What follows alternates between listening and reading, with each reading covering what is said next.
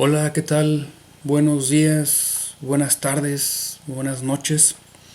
Muchas gracias por darle clic a este videito en el que voy a eh, hacer algunos comentarios sobre las encuestas electorales y sobre las posibilidades de Andrés Manuel López Obrador para el proceso electoral del próximo año. La presentación la he dividido en tres apartados. En el primero trato la cuestión de por qué fallan sistemáticamente las encuestas. Ahí planteo que hay al menos 7 fuentes de sesgo. Luego tenemos el punto de cuál es el juego de las encuestas. Y finalmente el punto sobre las posibilidades de Andrés Manuel López Obrador para el proceso del próximo año. Bueno, aquí como un pequeño recordatorio, tenemos el caso de la elección de los Estados Unidos, en donde las principales casas encuestadoras y think tanks y centros de pronósticos le daban una clara ventaja a Hillary. Este pronóstico, el del lado izquierdo, es de octubre, 20 de octubre, más o menos 2 semanas, aproximadamente 2 semanas antes de la elección, del New York Times, y le daban 92% de probabilidad de ganar a Hillary Clinton. Y el de la derecha es del 5 de noviembre del 2016, o sea, 3 días antes de la elección. Y acá le daban más del 99% de probabilidad de ganar a Hillary Clinton. Estos pronósticos usaron como insumo encuestas electorales y evidentemente nada tuvieron que ver con el resultado final de la elección. Y en el caso mexicano, aquí tenemos una gráfica en donde se muestra la diferencia entre las encuestas de enero del 2012 y los resultados oficiales de la elección. En amarillo López Obrador, en azul Josefina y rojo Peña Nieto. Aquí dos cosas. En principio hay un sesgo sistemático negativo, un sesgo negativo en contra de López Obrador. En promedio lo subestimaron en poco más de 10 puntos. Y en el caso de Peña Nieto y de Josefina hay un sesgo positivo, sistemático, ¿no? Más o menos lo mismo. En el caso de Peña Nieto, alrededor del 10%. Es decir, las encuestas le dieron 10 puntos más en promedio sobre el resultado que tuvo finalmente en la elección. Y así es como llegamos a responder por qué fallan sistemáticamente las encuestas. Yo planteo al menos 7 razones, 7 fuentes de sesgo. En principio, el sesgo por falsificación de las preferencias. Número 2, sesgo por incremento de la proporción de no respuesta. Número 3, sesgo intencional del encuestador. Número 4, sesgo por autoselección. 5, sesgo político-económico. 6, sesgo por colusión entre las encuestadoras. Y 7, sesgo por desfase temporal. Y vamos a ir uno por uno. Sesgo por falsificación de las preferencias. El concepto de falsificación de las preferencias fue formulado por Timur Kuran, un economista y politólogo estadounidense de origen turco, quien en 1995 publicó este libro, el de acá que está a mi derecha. Y ahí plantea este concepto de falsificación de las preferencias. La idea es muy sencilla, pero muy poderosa. Lo que Kuran nos dice es que en temas muy controversiales, por ejemplo, referentes a preferencias sexuales, creencias religiosas o preferencias políticas, la gente prefiere ocultar su preferencia verdadera. Es decir, o miente o no responde. Y eso genera la falsa creencia por parte de quien pregunta de tener conocimiento, un conocimiento que finalmente no está sustentado. Como ejemplos está el caso del referéndum convocado por Pinochet. Pinochet, cuando convoca el referéndum, lo hizo porque él pensaba que iba a ganar. Las encuestas que él hacía, que su gente hacía, las escuchas telefónicas, les hacían creer que Pinochet iba a ganar. Sin embargo, la gente se sentía observada, se sabía observada. Lo que hacían era mentir, mentían y generaban de esta manera un sesgo que hizo que Pinochet perdiera el referéndum. Y en el caso de la revolución iraní, 6 meses antes, ¿no? A mediados, fines del 78, bueno, hay una entrevista que le hacen al ayatollah Khomeini en París y le preguntan sobre si él considera que en el corto plazo habrá un cambio político, un cambio de régimen en Irán, y él dice que no hay posibilidad alguna. Sin embargo, en el 79 sucedió la revolución iraní. Otros ejemplos es el Brexit o el caso más reciente, el de Trump, en donde mucha gente que votó por Trump prefería, cuando eran encuestados o cuando alguien les preguntaba,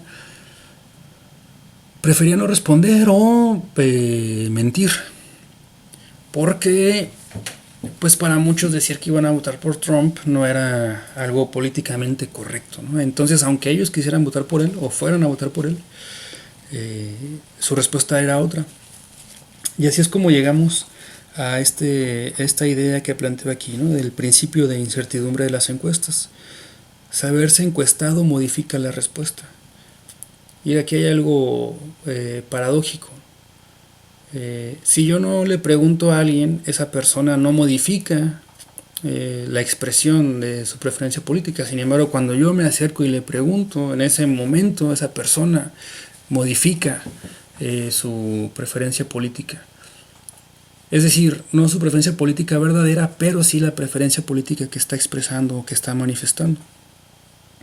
Más adelante vamos a ver que hay herramientas como el análisis de sentimientos o los estudios, los datos que ofrece Google Trends o el data mining de los motores de búsqueda, en donde es posible acercarnos de una manera más fidedigna al estado real de las preferencias electorales, cosa que no pueden hacer las encuestas. Bien, el punto 2, sesgo por incremento de la proporción de no respuesta. Lo que se ha venido observando en los Estados Unidos, este cuadro de acá es para Estados Unidos, es que más y más gente se niega a responder encuestas. Bien, les decía que esto es en el caso de Estados Unidos. En 1997, la tasa de respuesta, es decir, qué proporción de los hogares que eran seleccionados para una encuesta aceptaban responder. En 1997, solo el 36% aceptaba responder. En el 2000 ese número bajó al 28%.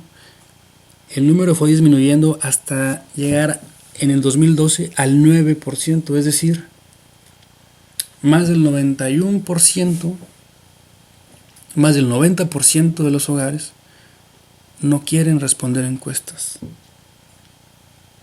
Esto es en Estados Unidos.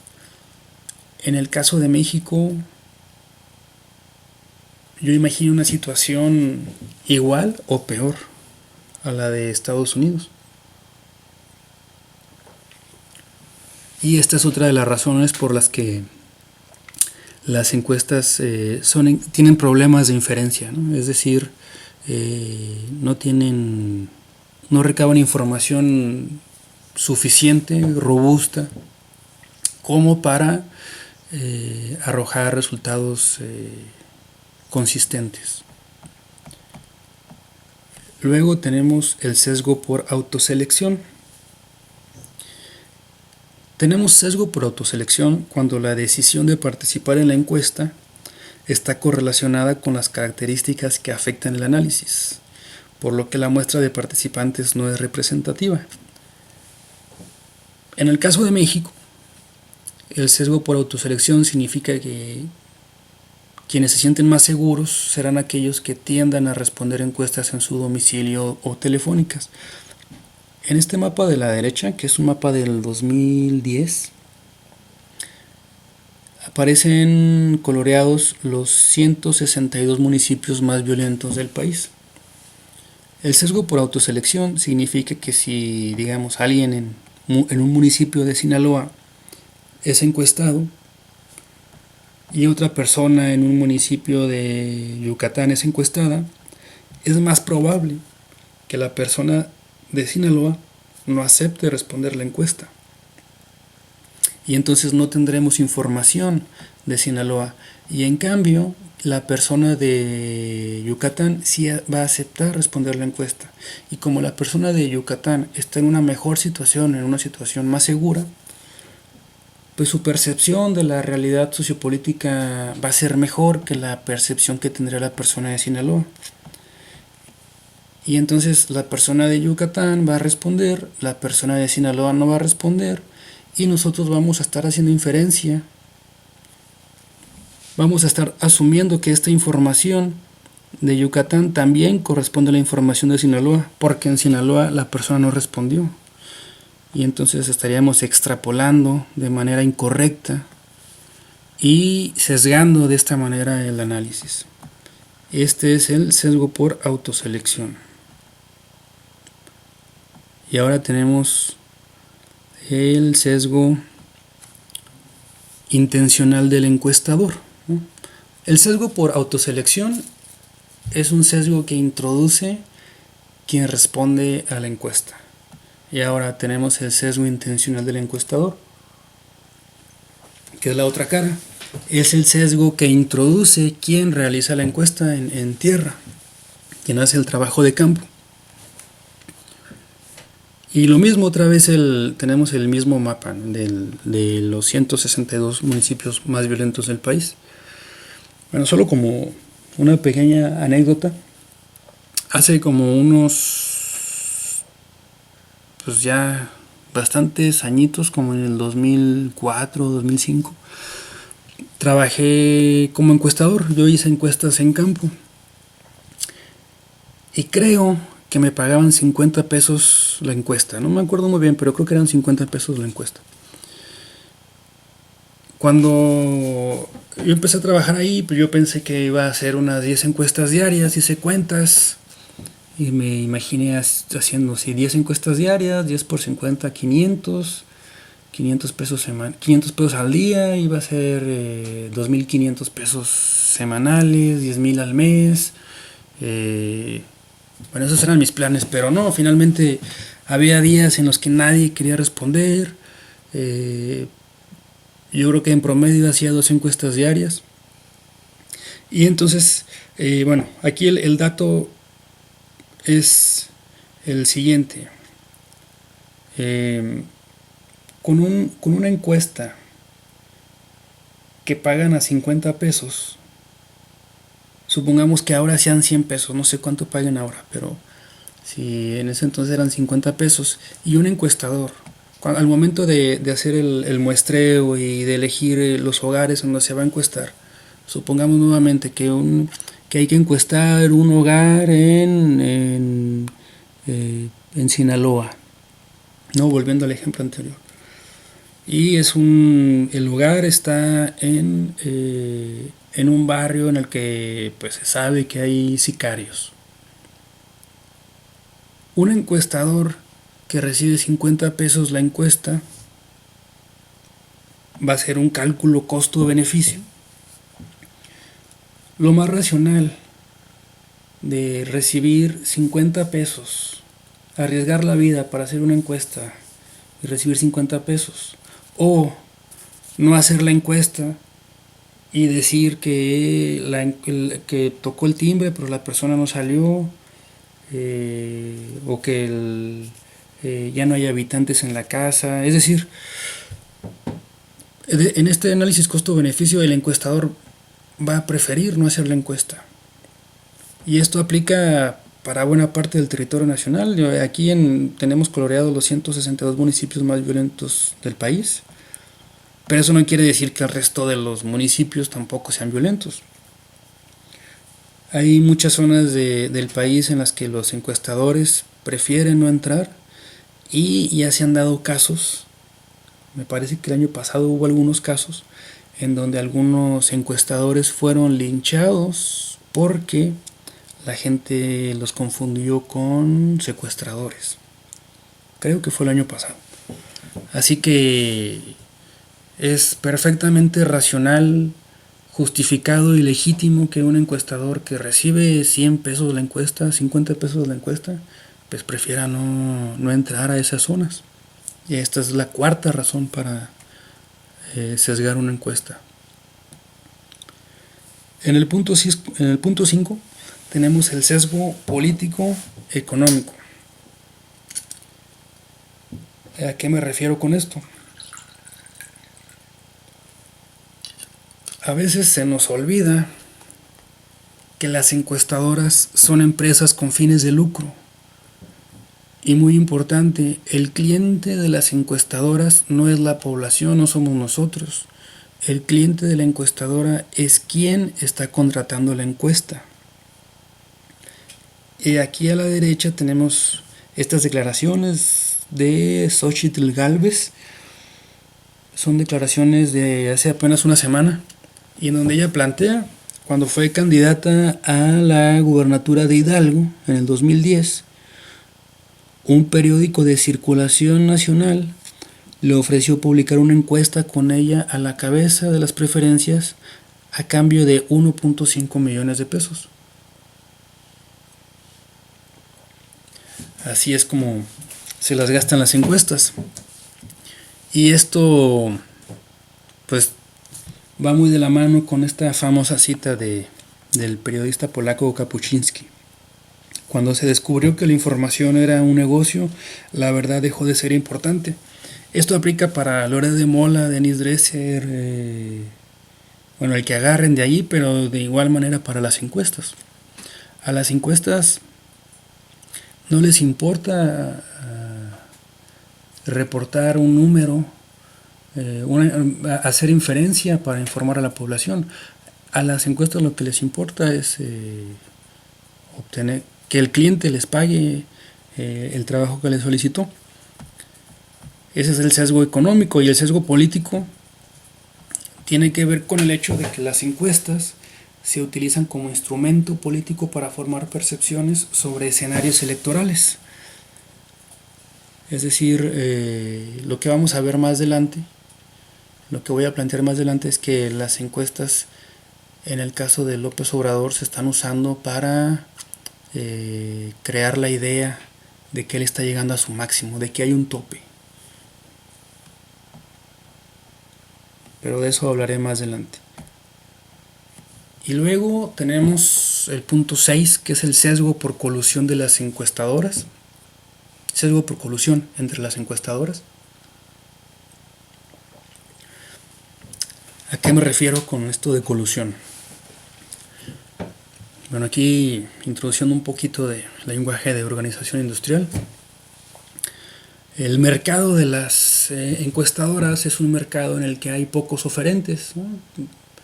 Está Mitofsky, Parametría, Buendía y Laredo, Gabinete, un gabinete algo. Son como unas 10, más o menos, las que andan ahí en los periódicos y en la televisión. Es decir, es un mercado con pocos oferentes, es un mercado oligopólico. Y en este mercado oligopólico existe el incentivo para coludirse y formar un cartel. ¿Por qué existe este incentivo? El incentivo tiene dos vías. Por una parte,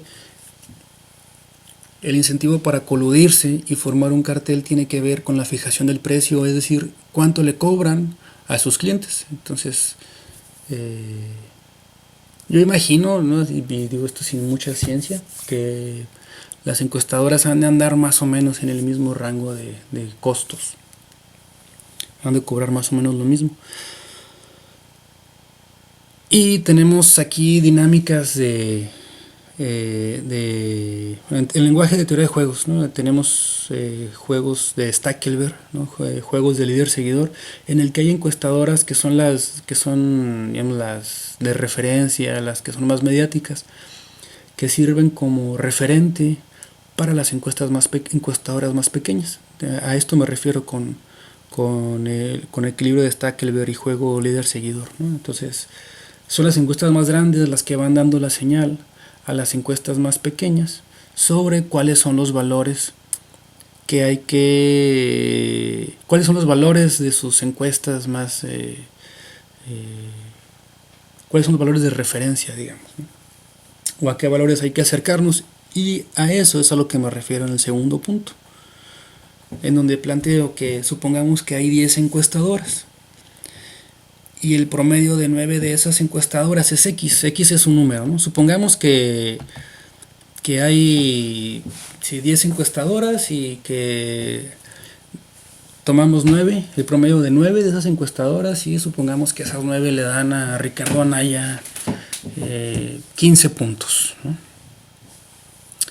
Entonces, si la décima encuestadora, dado que las otras 9 encuestadoras le dan en promedio 15 puntos a Anaya, entonces la décima encuestadora va a tratar de dar un valor no muy lejano a ese promedio.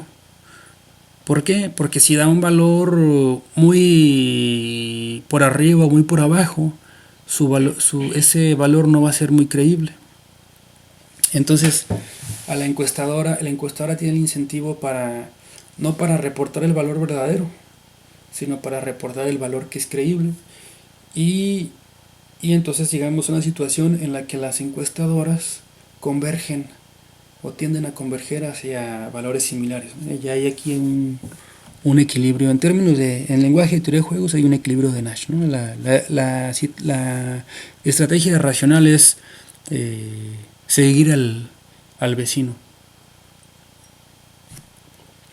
Y bueno, en el lenguaje de los politólogos está el teorema del votante mediano, que ese teorema explica por qué se observa que en ciertas circunstancias los partidos de derecha se acercan al centro y los partidos de izquierda se acercan al centro, y entonces tenemos una especie de centro izquierda y centro derecha,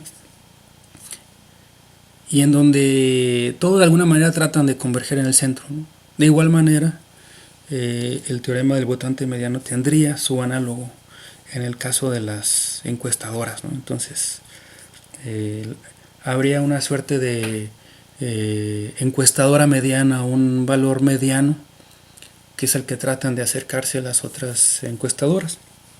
Y también, usando una metáfora, un ejemplo de teoría de juegos, en teoría de juegos hay un caso clásico, que es el del juego, el equilibrio de Hotelling. Quizá alguna vez ustedes se han preguntado por qué de repente avanzan 10 cuadras y no ven una sola copiadora. Necesitan una copiadora y en 10 cuadras no hay una copiadora. Y después de 10 cuadras ven una copiadora y enfrente hay otra copiadora y hay 10 copiadoras en el mismo lugar. Y lo mismo sucede con los tacos. De repente tienen mucha hambre y andan buscando una taquería y no encuentran una taquería. Y sucede que las taquerías están agrupadas en un mismo lugar. Bueno, ese es un equilibrio de Hotelling, y lo que sucede ahí es que las copiadoras o los puestos de tacos tratan igual de repartirse por igual la demanda que enfrentan. Nuevamente, esto es lo que sucede con algo así, o bueno, esto es lo que sucede con las encuestadoras. Tratan de ubicarse en el punto central. El juego clásico de Hotelling es si mal no recuerdo, es una playa en donde hay 2 vendedores de nieve. y el resultado que se tiene es que los vendedores terminan, a pesar de que la playa es muy grande, los dos vendedores terminan vendiendo nieve uno pegado junto al otro, ¿no?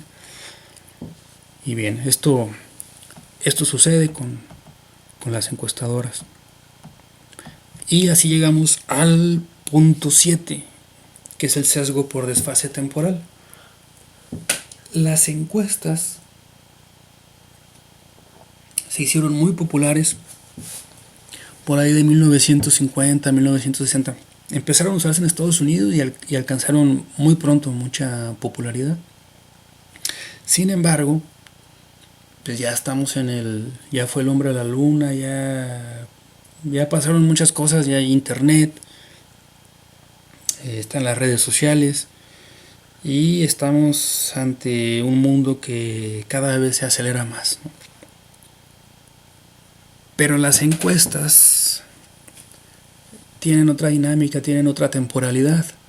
Las encuestas a veces requieren una semana, 2 semanas para que se levanten, y además está el tiempo necesario para procesar los datos de la encuesta, de manera que cuando se obtiene el resultado final de la encuesta, a veces ya pasó un mes, y entonces y en ese mes sucedieron muchas cosas, entonces la gente ya piensa de otra manera.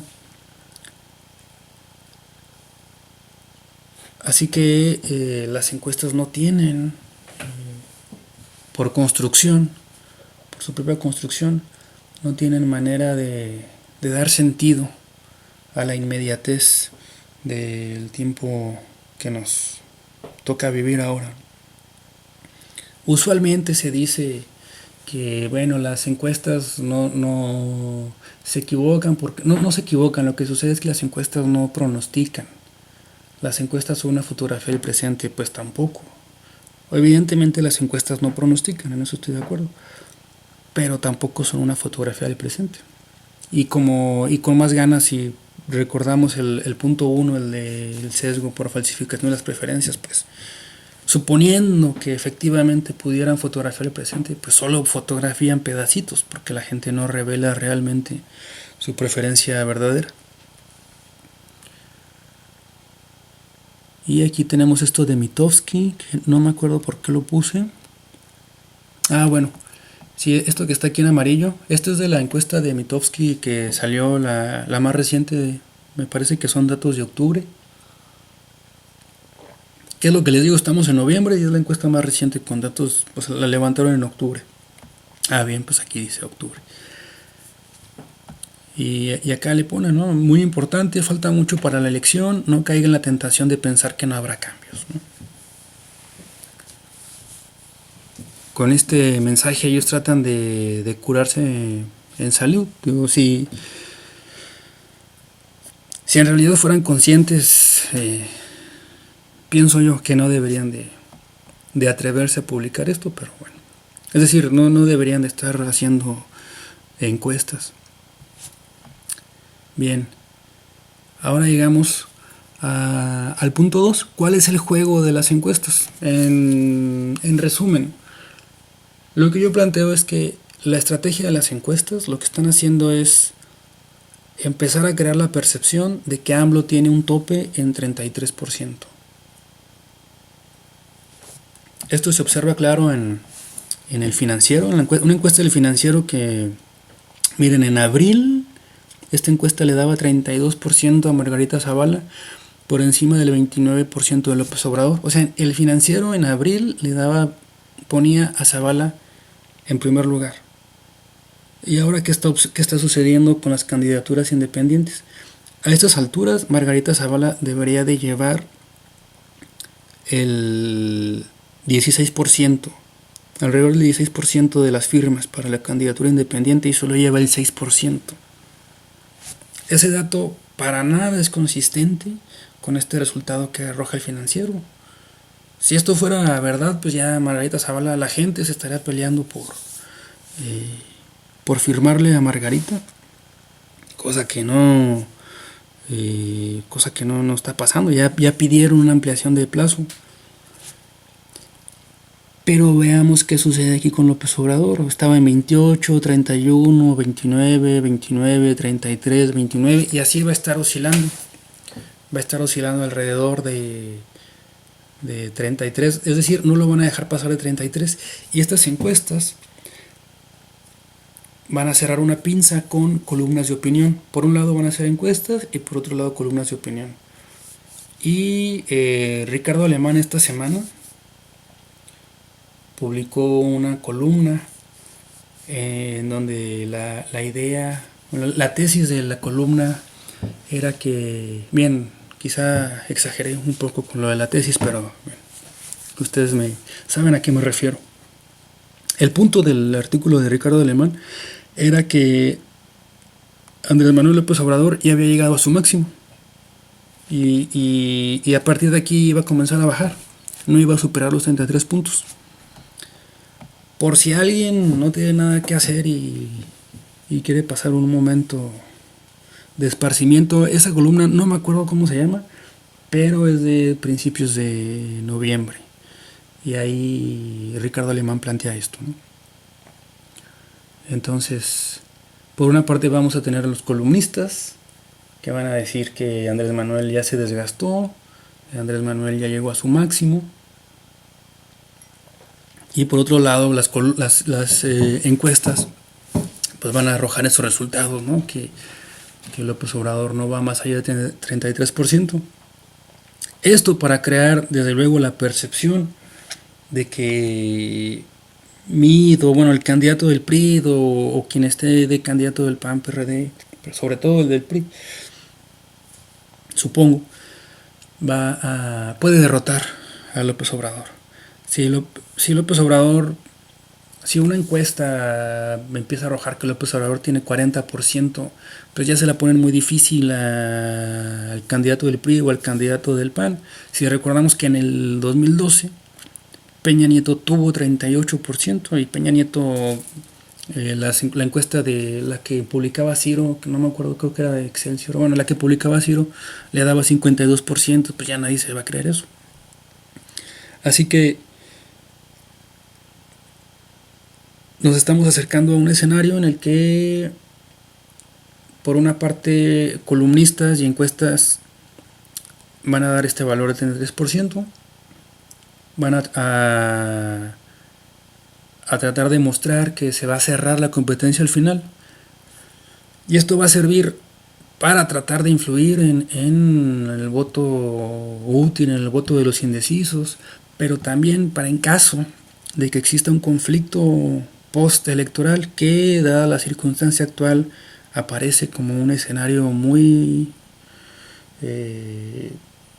entre posible y probable. Bueno, para que en ese caso, en caso de un conflicto postelectoral, usar a las encuestas como insumo y decir, ven, nosotros les dijimos, López Obrador no iba a pasar del 33%, ya que se vayan a su casa, no protesten, etcétera, ¿no? Lo que usualmente dicen. Y acá tenemos esta encuesta, una encuesta muy sospechosa que filtró alguien, no sé quién la habrá filtrado, supuestamente elaborada por la Presidencia de la República. No creo, yo la verdad no creo. Yo comparé esta encuesta con otra que también supuestamente también es de la Presidencia de la República. Y ahí hay cosas muy raras, pero bueno, eso podría ser tema para otra ocasión. El punto es que esta encuesta también, bueno, la encuesta anterior, veíamos del Financiero, dice López Obrador, anda entre 28 y 33%, 33% es su tope. Y esta encuesta de la supuestamente de Presidencia de la República, quizás del CIESEN, no lo sé, el punto es que también ponen a López Obrador en 31%, 32%, y así en los distintos careos que trae esta encuesta, por ahí anda López Obrador, por 30, 31%. Y ahora viene Mitofsky. Hay otra vez aquí la flechita, lo puse para que vieran la advertencia de Mitofsky, ¿no? Que me parece algo muy cínico. Por favor, nadie vea esto como un pronóstico porque seguramente se equivocará. Bien, más cínicos, difícil. Bueno, Volviendo a lo de López Obrador, en los distintos enfrentamientos, bueno, aquí vienen 9 enfrentamientos, López Obrador está entre 22%, por ejemplo, este enfrentamiento contra Anaya, Osorio, Zavala y Ferriz, AMLO tiene 22.3%. Y en este otro escenario, AMLO, Mid, Moreno, AMLO tiene 26 puntos. ¿Qué significa esto? ¿Cuál es la lectura de esto? ¿Por qué si yo les digo que el Financiero ya da 33, ya cada 31, ¿por qué Mitofsky da 23, entre 22 y 26 puntos? Bueno, lo que va a pasar, lo que está pasando es que las encuestas del Financiero están fijando el techo. Y la encuesta de Mitofsky poco a poco se va a ir acercando a ese valor de 33%. Un escenario más o menos así, ¿no? En un escenario de tercios. Es decir, Mitofsky ahorita tiene, en promedio le está dando 24 puntos a López Obrador. Entonces, de aquí a la elección le van a ir dando un puntito. 25 puntos diciembre, 26 enero, febrero 27, así se lo van a ir llevando para dejarlo en alrededor de 33. Estos son dos posibles escenarios. Noviembre de este mes hasta julio del 2018 veríamos a López Obrador creciendo, ¿no? Suponiendo que en la encuesta de Mitofsky, y para cerrar en alrededor de 33 puntos. Y en rojo el candidato del PRI, que empezaría por abajo, pero por ahí de diciembre, enero, de manera un tanto inexplicable, comenzaría a crecer. Y el candidato del PAN-PRD, y bueno, me faltó Movimiento Ciudadano, también estaría creciendo, y en ese caso estaríamos en un escenario de tercios. Del otro lado podemos tener también un escenario posible, es el del voto útil, ¿no? En donde el PRI crece y el del PAN-PRD se desploma, y entonces, bueno, López Obrador tendría que usar este voto, ¿no? Pero lo que va a pasar, muy posiblemente, en caso de estar en ese escenario, es que, bueno, y Mid ya dijo que ya comparó ahí, no de manera directa, pero ya dio ahí la indicación de que van a empezar a comparar a López Obrador con Norcorea y con Maduro. Y entonces van a tratar de asustar a estos votantes para decirles que no voten por Norcorea, ¿no? Entonces van a tratar de jalarse este voto útil. Bien, esos son dos posibles escenarios. Pero aquí el punto es que a López Obrador no lo van a dejar pasar de 33%. Y las encuestas van a tratar de crear esa percepción, por un lado, y por otro, los columnistas, Pablo Uriart y Ricardo Alemán, bueno, y hay bastantes, Lore de Mola, el que agarra en Ciro, van a empezar a construir, tratar de construir en el imaginario esta idea de que López Obrador no da para más, da hasta 33 y ya. Bien. Ahora entremos al caso, ya con las posibilidades de López Obrador. Hay una herramienta que creo que es muy poderosa, que es Google Trends. Google Trends y el análisis de sentimientos. Yo aquí no hago análisis de sentimientos, pero en el 2012 el profesor Ricardo Mancilla de la UNAM, él hizo análisis de sentimientos en Twitter para dar seguimiento a las preferencias de la elección, y creo que fue un análisis bastante bueno al que habría que echarle un ojo. Pero bueno, yo lo que aquí planteo es usando Google Trends. Bien, en el caso de la elección de Estados Unidos, la mayoría le daban una ventaja abrumadora a Hillary. Como les dije en un principio, el New York Times decía Hillary tiene el 92%, Por acá tenemos que Hillary tenía más del 99% de probabilidad de ganar. Sin embargo, ¿qué sucedió al final? Que, bueno, ganó Trump, pero del voto total, Hillary tuvo alrededor del 48%, si mal no recuerdo, creo que el 48%, y creo que Trump tuvo el 46%. O sea, tuvieron fue casi 50-50% de los votos. Ok. ¿Qué sucede si en lugar de ver estos análisis, vemos Google Trends? Es decir, cómo se comportaron las búsquedas en Estados Unidos. De qué tanto la gente buscaba en Google información sobre Hillary Clinton y qué tanto buscaba la gente información sobre Donald Trump. Lo que observamos, este es el índice de búsquedas de Google Trends. Y lo que tenemos es que si tomamos este periodo que va desde el 6 de agosto del 2016 y hasta un día antes de la elección, si los vemos en principio que son muy parecidos. Ya viendo esta gráfica nos cuenta una historia muy distinta de esta historia de acá, del 92% y 99% para Hillary. Aquí ya aparece mitad y mitad. Y bien, si nosotros promediamos los valores de estas series, tenemos 53% para Trump y 47% para Hillary. Es decir, Google Trends se acercó más al resultado de la elección que todos estos estudios de pronósticos basados en encuestas electorales. Por cierto, si le quieren echar un ojito a mi blog, antes de la elección, como 2 días antes, un día antes, o el día anterior de la elección me parece, o 2 días antes, no recuerdo bien, publiqué un post en mi blog en donde planteo que lo más racional era ver la elección entre Hillary y Trump como un 50-50, ¿no?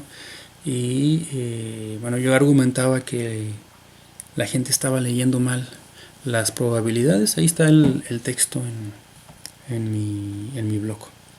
Bien, y en el caso de López Obrador que tenemos, tenemos lo siguiente. Aquí tenemos las búsquedas en Google de López Obrador, AMLO y López Obrador entre enero del 2004 y para esta fecha, ¿no? Y hoy, bueno, y ayer. Este piquito de aquí es el desafuero y este piquito de acá es la elección del 2006 y este piquito de aquí es la elección del 2012.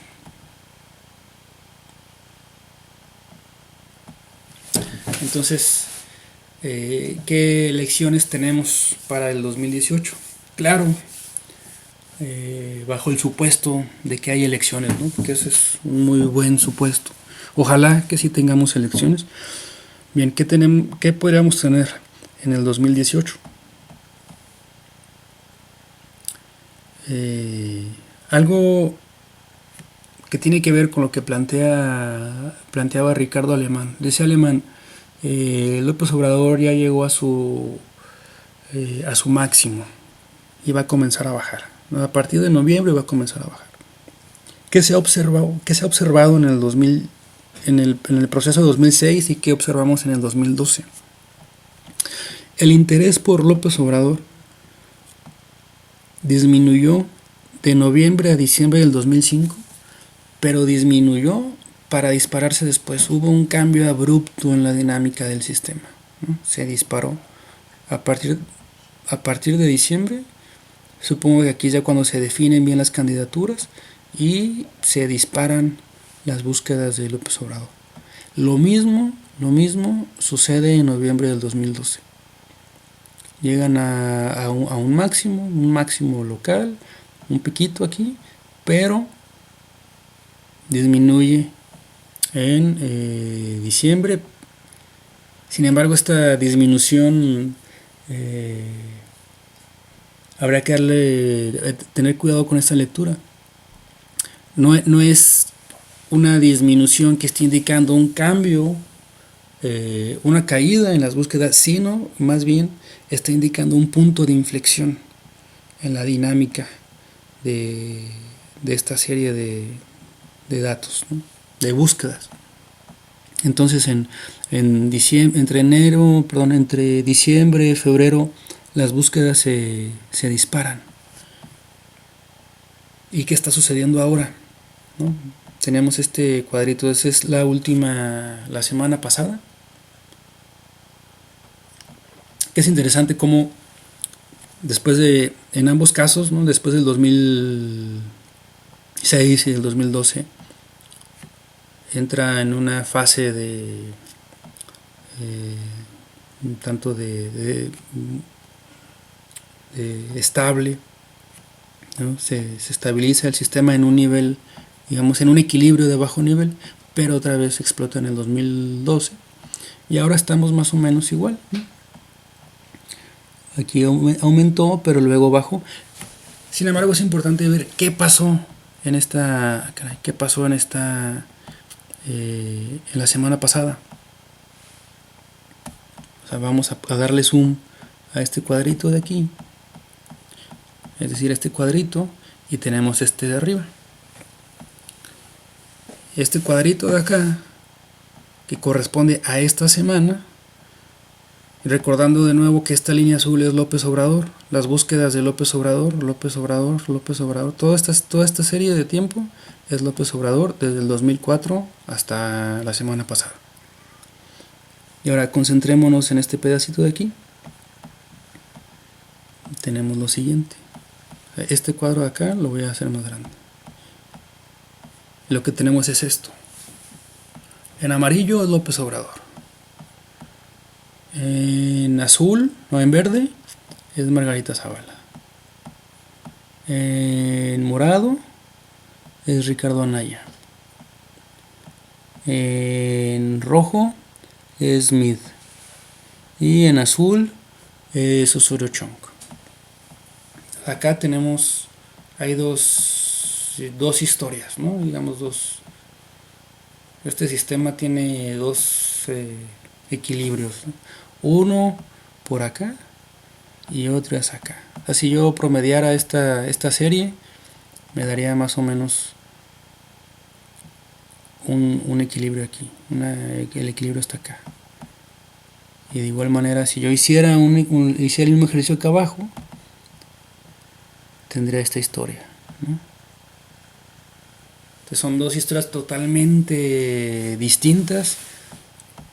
Está la dinámica de López Obrador y la dinámica del resto. Y esto es en la semana pasada. Todavía, a ver cuándo es. Es del 31 de octubre al 7 de noviembre. 31 de octubre al 7 de noviembre. Y lo que se ha observado es que de noviembre a diciembre baja. Y después el sistema explota, ¿no? Es decir, da un brinco, un salto abrupto. ¿Qué podemos esperar? Un escenario muy factible es el que muestro aquí, en donde nuevamente se va a disparar el interés por López Obrador. Yo planteo que estas búsquedas, desde luego habría que refinarlas, pero que los clics están directamente asociados con la manera en la que hacemos el ranking de nuestras preferencias electorales. Es decir, si yo doy más clics a notas de López Obrador que a notas sobre Margarita Zavala, o sea, si mi índice de búsquedas de López Obrador es mayor a mi índice de búsquedas de Margarita Zavala, entonces mi preferencia por López Obrador, yo prefiero López Obrador a Margarita Zavala. Hay un teorema de Paul Samuelson de 1938. Bueno, eso, en realidad es su teoría de la preferencia relevada, y ahí formuló dos axiomas, el axioma débil y el axioma fuerte de la preferencia revelada. Y lo que decía Samuelson, esto es de microeconomía, lo que decía Samuelson es que nosotros podemos conocer las preferencias de los consumidores cuando los consumidores van al mercado, cuando los consumidores, dada la restricción presupuestaria que enfrentan, que tienen, cuando van al mercado y pueden comprar, tienen dos opciones para elegir, pueden comprar mangos o comprar manzanas. Si el consumidor compra finalmente manzanas, es decir, si emplea el presupuesto que tiene comprando manzanas en lugar de comprando mangos, eso revela que prefiere las manzanas a los mangos. Esa es la teoría de la preferencia revelada. De manera análoga, lo que yo planteo aquí es que, dada mi restricción de clics y de tiempo que tengo para buscar en internet, si yo busco más información sobre López Obrador, si yo doy más clics en notas sobre él, lo que estoy haciendo es revelar que lo prefiero a él a otro candidato. Así es como sustento este planteamiento que tengo de por qué es importante darle seguimiento a las búsquedas en Google Trends. Y ahora vamos ya a la parte final, a hacer números. Bien, en la elección del 2006,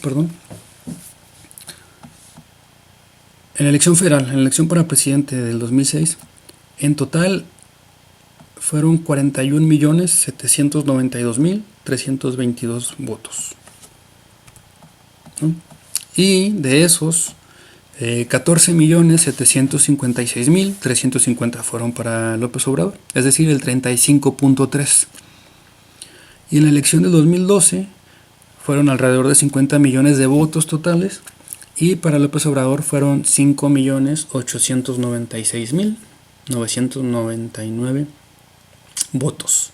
Es decir, fueron más votos, más de 1.100.000 más que en el 2006.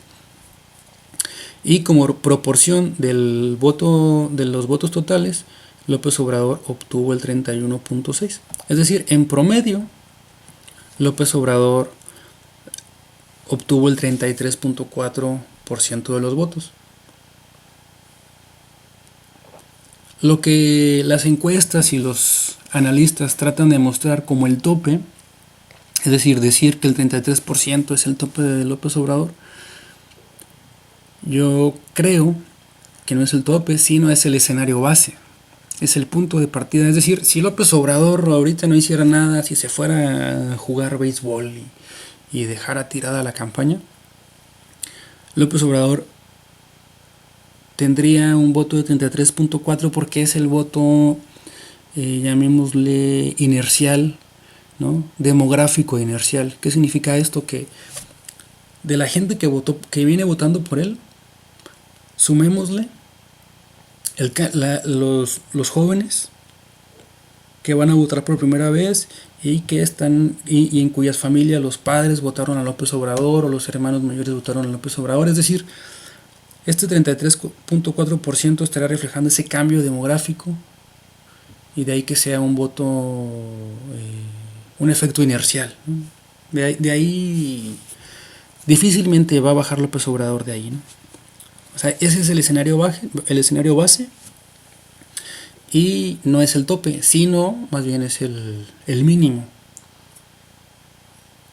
Es el piso que tiene López Obrador para construir. Y ahora vamos a construir un escenario para 2018. Según Lorenzo Córdoba, según el INE, la proyección del listado nominal para 2018, lo que están proyectando son 88.7 millones. 88.7 millones, sí.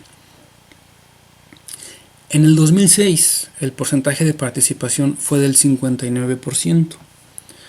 Y en el 2012 el porcentaje de participación fue del 63%. Si promediamos el porcentaje de participación de 2006 con el porcentaje de participación de 2012, tenemos 61%, es decir,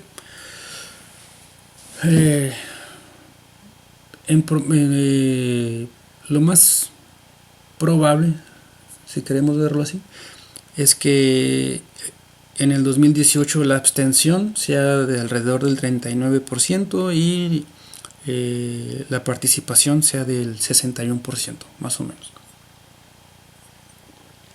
Tomemos esos datos, tomemos este 61% de participación de un listado proyectado de 88.7 millones, es decir, la participación esperada, el número de votos totales para el proceso electoral del 2018 va a ser de alrededor de 54 millones de votos, 54.1 millones de votos. Si nosotros tomamos este promedio como escenario base de AMLO, ¿no?, el escenario inercial de AMLO, este 33.4% significa que en el escenario base López Obrador tendría 18 millones de votos para 2018. Repito, escenario base. ¿Qué quiere decir con esto? Que López Obrador tiene todavía un margen muy amplio para crecer. En este texto que tengo aquí en azul, derivación de una regla heurística, que también está en mi blog, ahí hice un ejercicio usando Google Trends y usando los resultados de las elecciones de 2012. Hice ahí una calibración de los resultados de Google Trends, que es un resultado que desde luego está sujeto a muchas críticas y bueno, finalmente está ahí en mi blog, ahí lo pueden ver y explico cómo hice paso por paso, ahí están todos los datos. Y en ese análisis lo que yo planteo es que en enero de 2010, en enero de este año, López Obrador tenía 43% de intención de voto, 43%. No 33%, no 29%, yo lo que estaba planteando en enero es que era 43%. ¿Qué significa 43% de la votación ante un escenario de 54 millones de votos?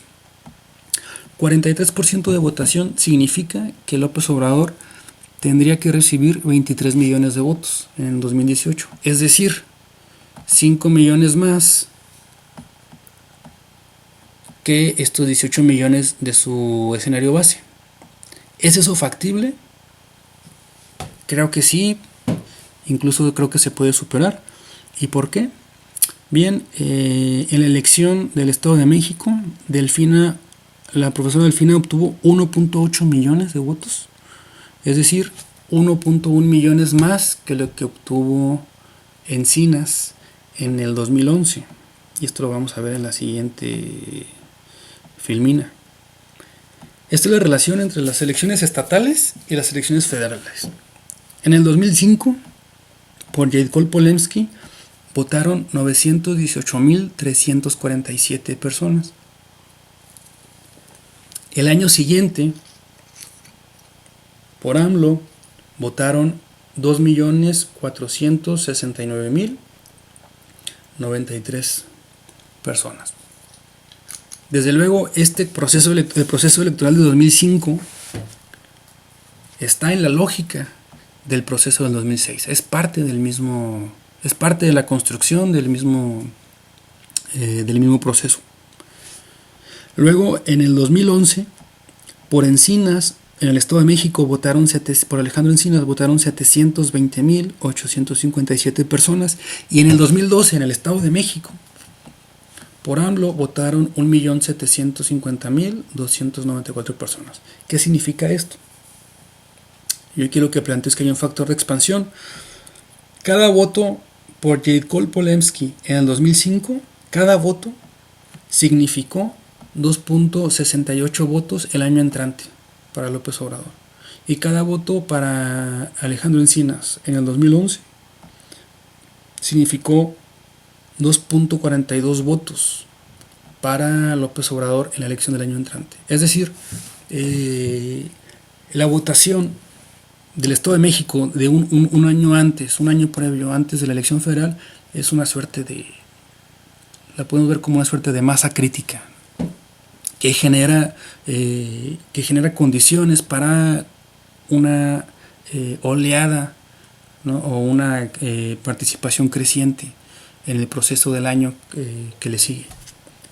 Y vean, son valores muy parecidos, ¿no? El factor de expansión, es decir, por cuántas veces se multiplica la votación en el estado, en el OMEX de AMLO, a cuántas veces corresponde la votación por candidato a gobernador en el estado. El factor de expansión en 2006 fue 2.68 y en el 2012 2.42. En promedio, este factor de expansión es de 2.55. ¿Qué significa eso? Que por Delfina votaron 1.871.542 personas. Usando ese factor de expansión, nos da casi 5 millones. Es una cifra muy alta. ¿Por qué es muy alta? El padrón en el Estado de México, el estado nominal es de alrededor de 12 millones. Y en el proceso anterior votaron más o menos 6 millones. Posiblemente en este periodo, perdón, en el proceso del año entrante, vote una cifra similar entre 6 y 8 millones. De ahí que esta cifra resulte muy alta en términos comparativos con ese número. Sin embargo, si tomamos un dato corregido, un dato menos optimista, que no sea de 2.5, pero que sea no un factor de 2.55, pero que sea un factor de 2. Eso significa que esta votación de Delfina Gómez le estaría dando 3.6 millones a López Obrador. Es decir, lo que estoy planteando aquí es que la elección del Estado de México detona votación, detona una cifra creciente de participación en el año que le sigue, pero que en este caso, dada la cifra que obtuvo Morena en el Estado de México, es de esperarse una participación inédita, un valor más allá de lo que se ha observado en los procesos anteriores, solo en el Estado de México. Aquí habría que añadir los valores, las votaciones en otros estados, por lo que la cifra que yo planteo acá de 5 millones, más de 5 millones, a sumar al escenario base de AMLO, pues no resulta para nada descabellado, ¿no? Y bueno, con un trabajo coordinado, con un trabajo sincronizado, creo que se puede esperar incluso una votación mayor. En el siguiente video, aquí terminamos. En el siguiente video, que no sé cuándo lo voy a hacer, espero la próxima semana, voy a comentar sobre la cuestión del fraude electoral, que considero que tenemos que tenerlo a la vista. Voy a ver el tema del fraude electoral, voy a analizar los argumentos de Woldenberg. Woldenberg plantea que un fraude es imposible, ¿no? Vamos a ver que bueno, no es imposible, que hay razones para pensar en la posibilidad de un fraude, pero incluso ante ese escenario tenemos que estar preparados para ese escenario y actuar en consecuencia. Entonces, bueno, pero eso ya será en el siguiente video. Bueno, muchas gracias.